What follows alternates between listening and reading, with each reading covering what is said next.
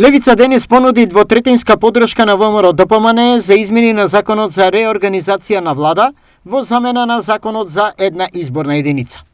Дали сметаат дека овој начин, освен за нив, е добар и за државата и граѓаните? Апсолутно, затоа што тоа е една од најбитните работи која што мора да се направи во државата. Меѓу другото, постојниот изборен законник на начинот како што е, со 6 изборни единици го крши и уставот, затоа што имате ситуации некаде да се бираат пратеници, например во шеска со 6.500 гласа, а некаде кој например единица, двојка или тројка со 10.000 гласа, што значи не е глас за глас. Така да Левица е една од поштетените партии, уште 2020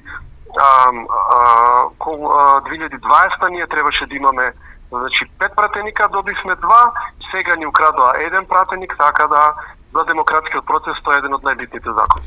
Од ВМРО-ДПМН не сакаат да го коментираат овој став на Левица.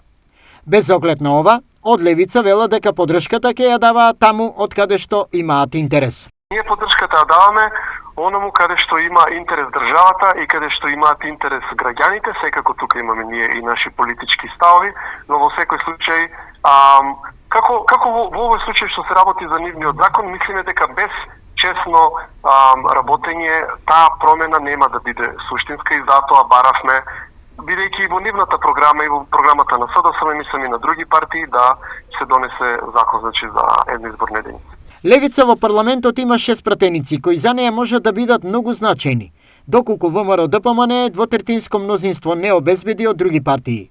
Мицкоски тврди дека двотретинско мнозинство има и дека уцени како денешните нема да дозволи.